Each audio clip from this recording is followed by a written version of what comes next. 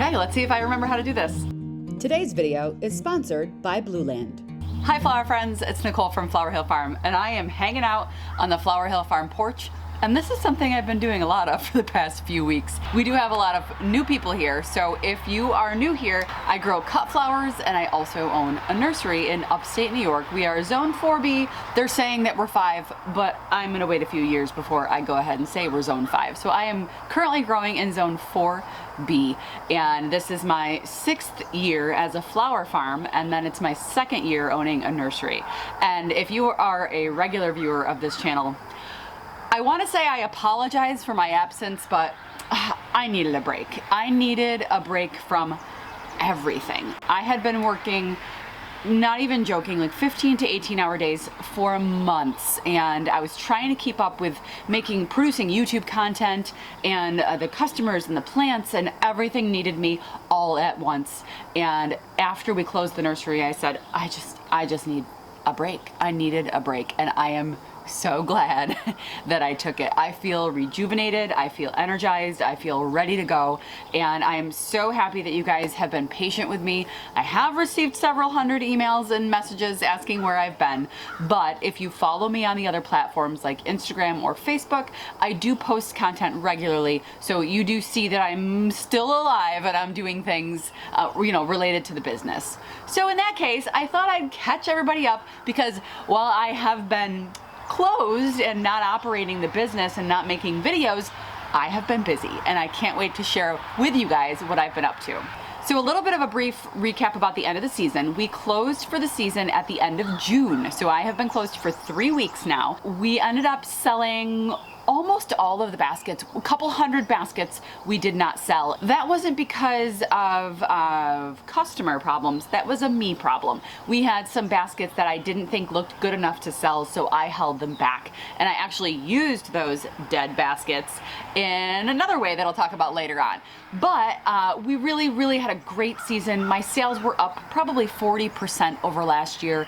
We got rid of so many plants. Obviously, I didn't sell out, but we were able to offload, I would say 80% of the plants that I drew this year were sold. Really great, so I can't complain about that. And a lot of people ask me what I do with the plants that don't sell. Well, I bring a lot of that home. Most of the vegetables are in my veggie garden right now.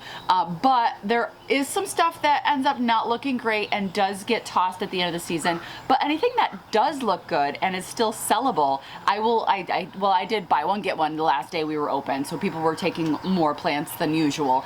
And then we also have some local auctions where you can just bring your plants to the auction and you just drop them off, they take your name and number, they sell them for you at auction, and then they send you a check in the mail. That's something that nursery owners or growers can do with leftover product, because a lot of the small farm stands or roadside stands that you see around, they don't grow their own product. They're going to the auctions and they're buying stuff. So that is what you can do with extra product. So I decided this year I wanted to revamp my entire veggie garden. It had become super productive. It's always super productive. It was so hard to keep up with the weeds that it kind of comes to a point at the end of veggie season every single year where I'm like, I just don't want to fight the weeds anymore, and it becomes a weedy jungle. There were a couple of other things that I needed to take into consideration as well, and that's our spring weather is unpredictable. And every year, in order for me to get my veggies in the ground, we need to have pretty dry soil so that we can use the tractor and get the space prepared, and then we lay the Bio 360 cloth down, so that's what I've been planting my veggies in for the past few years.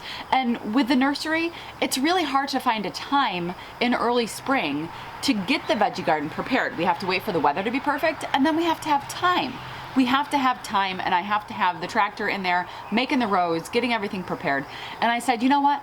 I want to transition to a space that's ready when I'm ready, not that I have to get ready. So I decided this year to make a veggie garden made of just raised beds. I wanted something that felt like, I'm calling it my Zen zone. I've posted about it on Instagram a little bit, and I will do a full tour vlog. It's not done yet, guys. It's not done.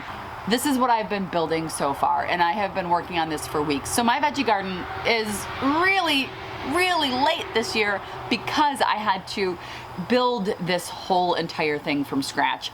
I will go into really, really in-depth details on all of those things. This is not just from one company. I ordered from 3 different companies. I have 3 different styles of raised beds out there, all different colors, all different structures, all different trellises, all different arbors. So we are going to grow in everything, and it's kind of like a little experiment. Okay, which bed is the better ones? Is there a better bed? Or are they all basically the same? So anyway, I will go into more details on that. I'm really excited to show all of my veggie garden, and the magic at night is real, guys. It's real. So I have a plethora of solar lights set up throughout the veggie garden space that I have so far.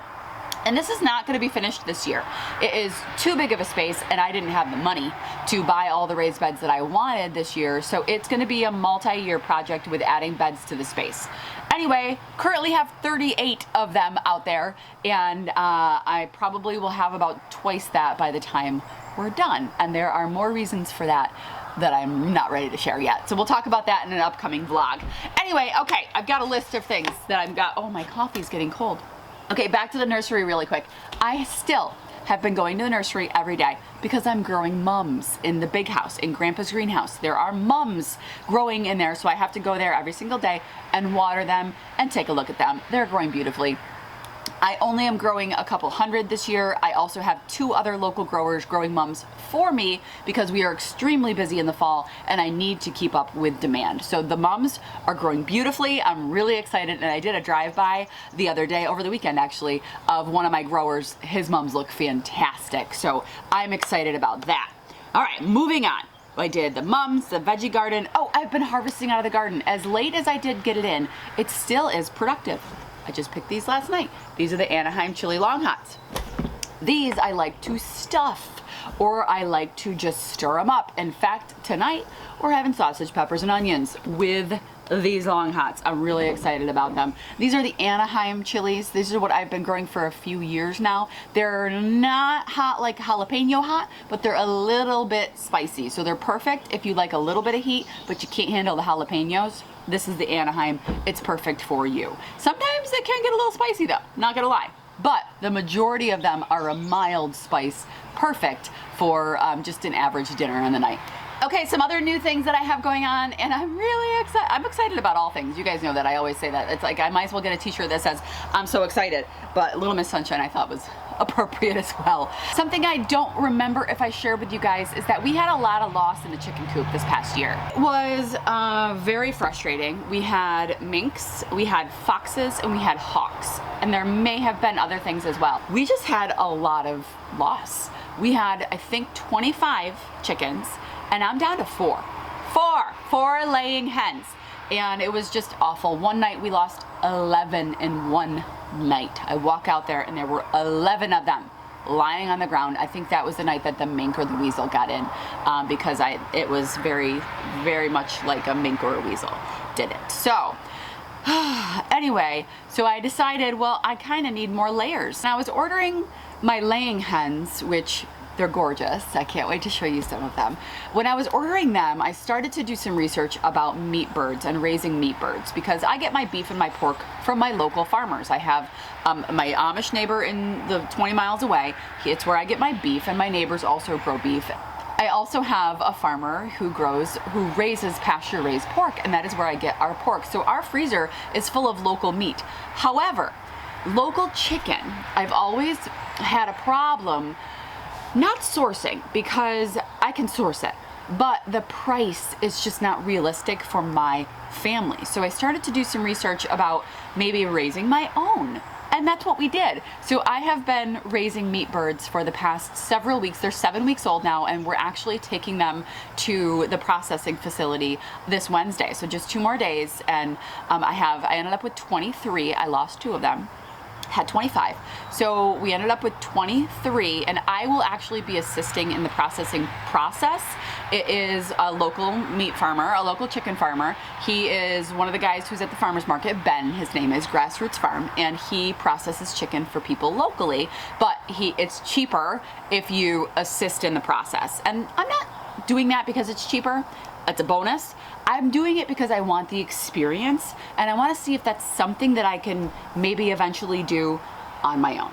I know this is a flower channel, but I like to do things at my farm for my family, and this is something that I've been curious about for a few years, so I dove right into it this year, and I am so excited. The chickens look amazing. They've grown perfectly well, and they are ready to be processed. I actually have them inside of a dog kennel inside of the garden fence. So I have them double fenced and then obviously they're covered. They have a covered space, and we move them around inside there, and it has been a really easy experience. I can't believe how easy it's been. Okay, so back to the egg layers. Good morning.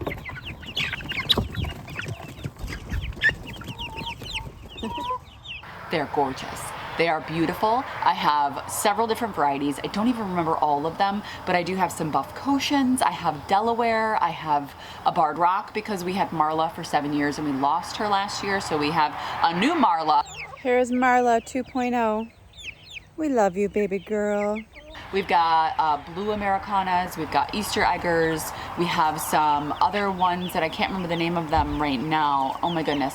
But I ended up with 28 new egg layers. Hi. So combined with the 4 that I already had, now we have 32 egg layers, and they all did well.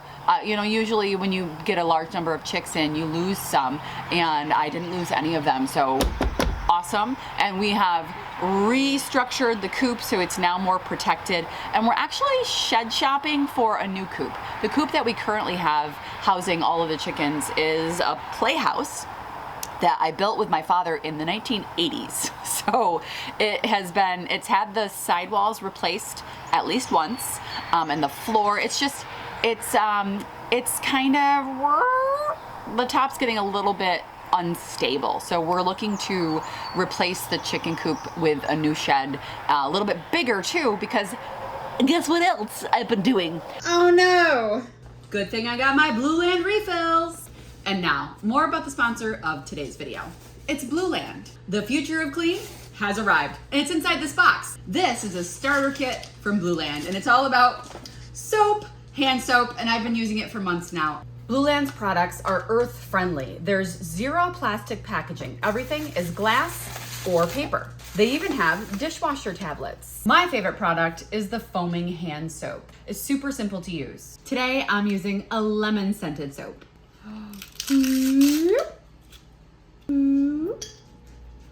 Now just fill it with water and then watch it fizz. It's a fizz party.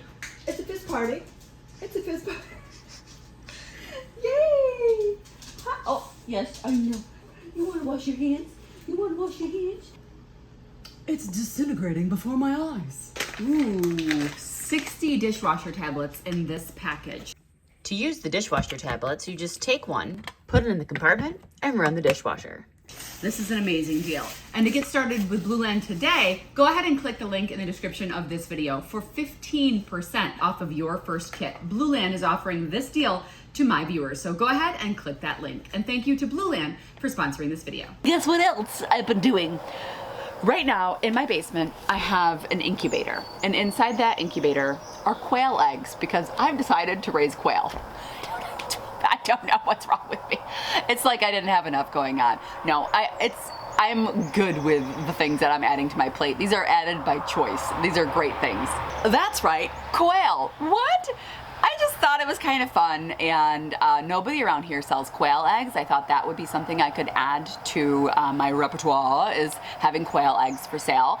There's also the possibility down the road of maybe eating the quail. We'll see. I don't know if I'm there yet, but I thought it would be really fun, and they're gorgeous and they're cute. In my incubator in the basement right now are the quail eggs. I have 28 of them, and I heard it's pretty standard to get about a 50% hatch rate. I don't know. So I've never done this before. Obviously, this is all brand new to me. So we will see.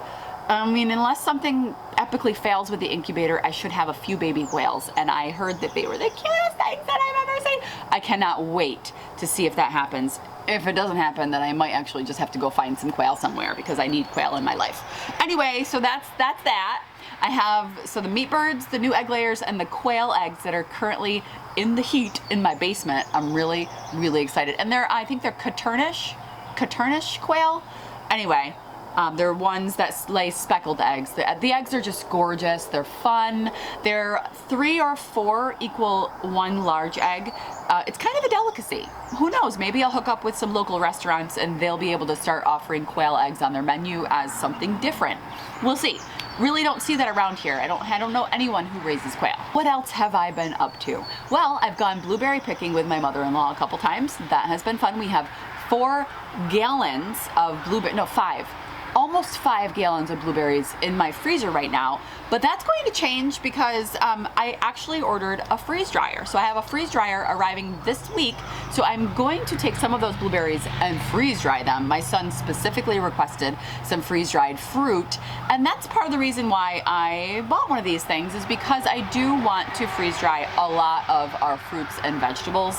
It's a way to extend the harvest season. I'm looking forward to figuring it out. And I might throw some candy in there too, because a friend of mine has a freeze-dried candy business and sometimes it's the perfect snack. Anyway, mostly for fruits and vegetables, and I cannot wait to try it out.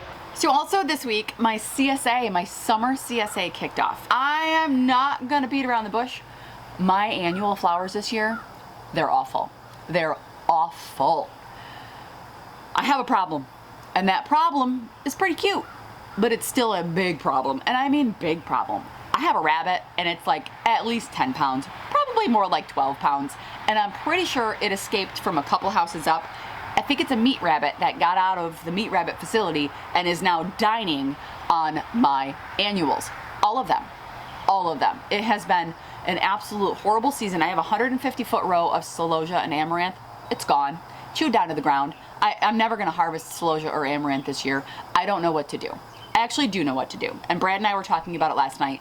I've got to fence the whole damn thing in. The whole thing. I've got to put a giant fence around my entire annual field, and that is the only way I'm going to consistently get good flowers.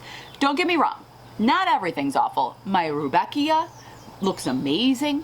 My status is short, but it's still looking good. I've got dianthus coming up well. The lisianthus is okay. I've been able to harvest a couple here and there. My snapdragons, though, it's been so hot, they got bud blast. So that happens when the temperatures are abnormally warm for your region. Snapdragons are a cool flower. We had consistent 90-degree days again and again and again, and this is upstate New York. We don't get 90-degree days very often. So I had bud blast on my snapdragons, and I know a couple of other people, a couple of other farmers who had the same thing. So basically the snapdragon's growing, and instead of creating these beautiful big buds and blooming, the buds form and then they fall off. Bud blast. They just abort, abort, abort. So that's what they did. So not happy about that. I was able to harvest some, but I planted 2,500 snapdragons, and harvesting a couple hundred, that's not great. That's not a great percentage. It's a huge waste of my time. So in order for it to not be a waste of my time, we are configuring a plan to fence in the entire area down there. It's huge. I have 1,400-foot, 150-foot rows down there, and Brad was talking about expanding it next year. So we'll see. We need to formulate a plan because I am not able to harvest what I would like, which leads me to another issue, is I haven't had enough flowers to be at my local farmer's market because I have a CSA. So I have a certain number of bouquets that I have to make for my CSA. I can't do my CSA, which I had 20 members. I have a 20-member CSA. I can't do the farmer's market and the CSA. I wouldn't have enough flowers. And maybe I would. Maybe the farmer's market would be slow and I would only sell 5 or 6 bouquets. But what if it's a busy day and I have 20, 25, 30, 35 bouquets at the farmer's market? Then I can't have enough for my CSA the next day. So it's been a problem. Normally not a problem. Normally not a problem, but the last couple of years between the deer and the rabbits, it's been a giant waste of my resources and my time. So this is kind of like a rant video. I am so sorry. I mean, we're catching up and I'm ranting about the problems that I'm having this year. I'm not gonna lie. I have had an internal struggle the past few weeks with the cut flowers, and I am racking my brain figuring out what direction I need to go in. I think I've settled on that, but I'm gonna do a separate vlog about the future of the flower farm. So stay tuned for that. It's been an internal battle. I'll go into it more in depth, but I definitely think that I'm moving in a different direction, and I will definitely be sharing that with you guys coming up very soon, I think. Very soon. Okay, what's next? Okay, so perennials. My perennials have come in clutch, and they are really the only reason that I've been able to sustain my CSA so far this year. It started really with the early perennials like the daffodils and stuff, but my peonies were fantastic this year. Harvested more than I've ever harvested before because my plants are aging, and as they age, you get more blooms. So that's been key. I swear, it has been clutch. My smoke bushes have been beautiful. I'm looking over there right now. My lupinis were amazing, and I cannot wait for that entire space to just become lupini village. I swear, it's gonna be amazing. My hydrangeas are coming in so gorgeous. The self-seeded larkspur was clutch for the end of my spring season. And then I have my echinacea, my foxglove, my baptisia. The baptisia was amazing. And then the mountain mint right now is at perfection. So that is what I literally filled my CSA with all the greenery in my CSA bouquets this past weekend was mountain mint. And that will also be, I gotta harvest it today for tomorrow's CSA because I have a CSA in an opposing town, which by the way, was just hit by a tornado. In case it was national headlines. 20 miles from me is Rome, New York. And Rome, New York is where my mom's entire family is from. That's where my grandparents live, my aunts, my uncles, my sister, my whole family, my whole extended family lives in Rome. We were born and raised in Rome, New York. My father was a Boonville guy, which is how we ended up here. So it was terrifying, terrifying. My whole family is in Rome and a tornado warning, and I'm 20 miles away and I'm freaking out. It tore up the city of Rome. Anyway, that's where my other CSA is. No loss of life. A miracle. A miracle. It was an EF2, almost a 3. Almost a 3, 135 mile an hour winds. In the middle of a city in upstate New York. We don't see tornadoes. 4 of them touched down that day. Maybe 5? Maybe 5. Can't remember. Anyway, we're safe. We had a lot of wind, a lot of rain, and it was scary, but we are safe. Thank God. Okay. All right.